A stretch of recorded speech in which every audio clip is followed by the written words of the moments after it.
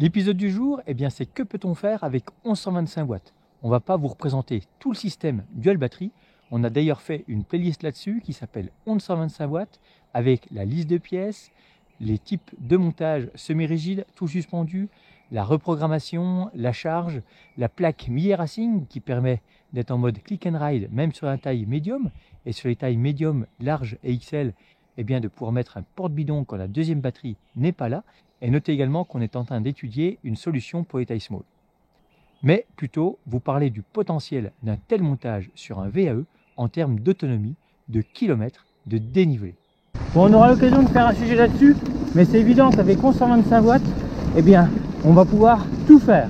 Tout faire, ça veut dire aussi bien rouler en éco pour partir sur un long périple avec un maximum de dénivelé et tenir la journée, ou encore rouler en turbo et se faire un max plaisir sur une distance qui est loin d'être courte.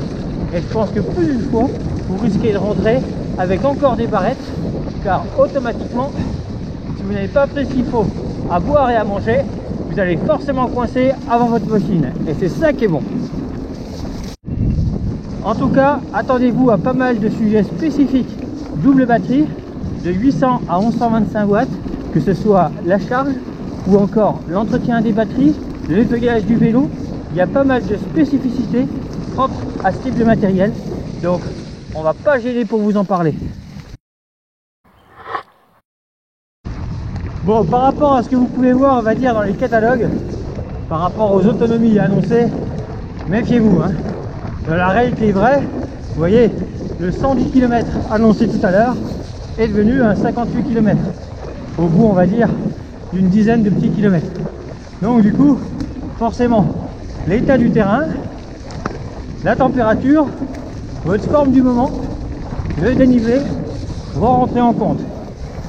Un des meilleurs, on va dire, si vous voulez vous faire une bonne idée, qui finalement est assez juste, n'hésitez pas à consulter le Bosch Cockpit Range sur internet. C'est un simulateur d'autonomie. Vous allez pouvoir régler le poids total roulant, c'est-à-dire votre poids habillé, équipé, plus celui du vélo, le type de motorisation, les conditions météo, le type de terrain, et du coup, en mixant tout ça, même en réglant votre capacité, on va dire, de fréquence de pédalage, selon votre savoir-faire en la matière, vous allez obtenir des autonomies différentes.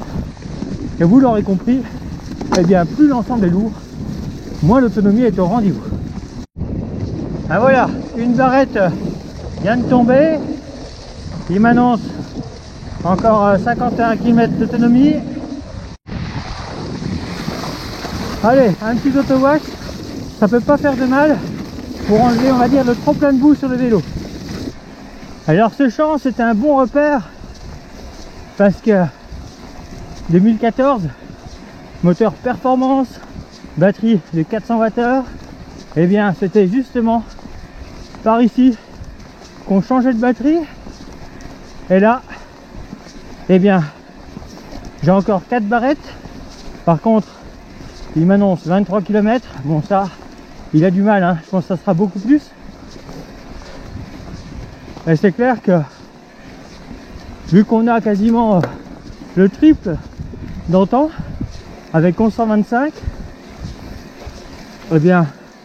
on peut partir du principe qu'avec 4 barrettes disparues, on a brûlé déjà 400 watts. Mais on n'est pas obligé de s'arrêter pour recharger, vu que tout est sur le vélo. Donc avec 1125 watts, on peut tout faire sans le stress des barrettes. L'autonomie est souvent la motivation numéro 1 dans le choix qui est fait lors de l'achat. Au-delà de l'autonomie, une question se pose, qu'en est-il de la maniabilité? Une batterie supplémentaire, c'est du poids en plus, mais du coup, qu'est-ce que ça donne dans les sentiers? Voici quelques images pour répondre à ces questions.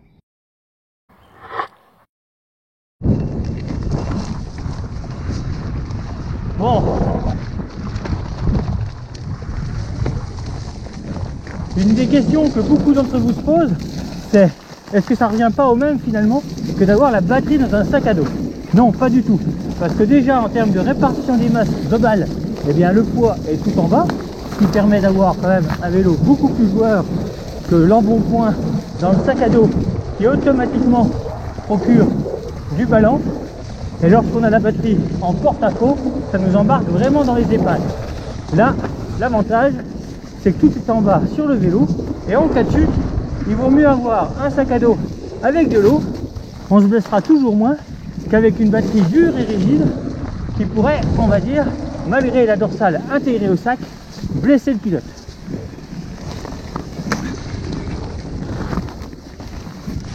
Bon, 125 watts sur le vélo, c'est aussi un vélo plus lourd pour tout ce qui est, on va dire, franchissement à la con.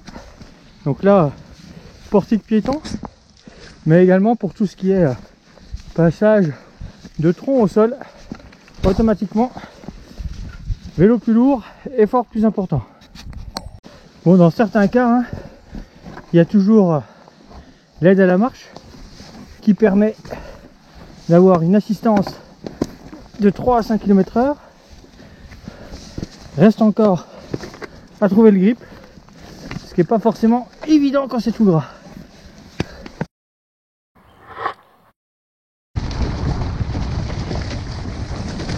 Ah forcément, hein, le vélo est plus lourd, on sent tout de suite qu'il prend plus facilement de la vitesse.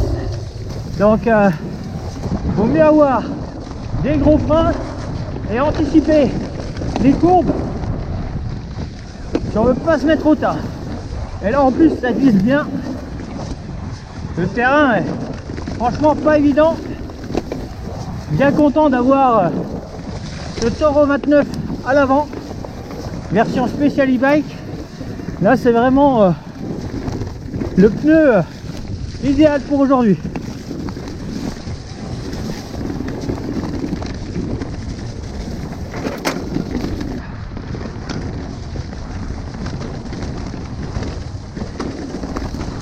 Faut pas hésiter à déclipser. Et là les dévers, on n'a pas envie de tomber dans le trou. Mieux vous rassurer. Oh là là, ça glissouille, c'est la fête à la grenouille. Ah ça accélère tout de suite, hein. Lâche les freins et roule 29 plus le poids. Bon, dans du technique réalisant, forcément, hein, un peu plus de poids sur le vélo, ça se sent dans les bras. Donc sur les premières sorties, vous risquez d'être, on va dire, un petit peu surpris. Après, au fil des kilomètres, vous allez vous habituer aux réactions de la machine. Il n'y a rien non plus d'exceptionnel. On parle juste de 3 kg en plus. Un VAE restera toujours plus léger qu'une moto.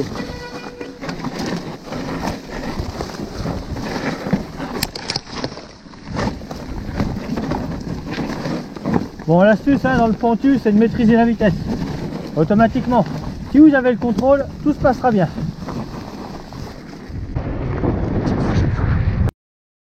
Alors pour ceux qui s'interrogent pour dans le pentu comment ça se passe, ben automatiquement, hein, si vous lâchez les freins, ça va vite prendre de la vitesse.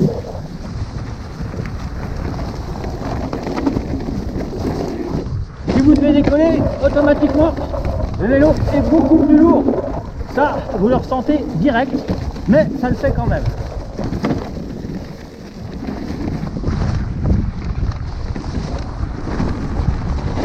Et par contre, dans tout ce qui est freinage des verres, méfiance. Parce qu'une fois que ça part vraiment. Donc, soyez précis et bien concentrés.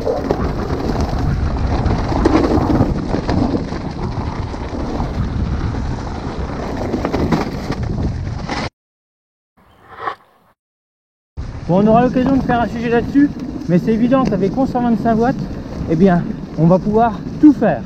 Tout faire, ça veut dire aussi bien rouler en éco pour partir sur un long périple avec un maximum de dénivelé et tenir la journée, ou encore rouler en turbo et se faire un max plaisir sur une distance qui est loin d'être courte. Et je pense que plus d'une fois, vous risquez de rentrer avec encore des barrettes, car automatiquement, si vous n'avez pas pris ce qu'il faut à boire et à manger, vous allez forcément coincer avant votre machine. Et c'est ça qui est bon.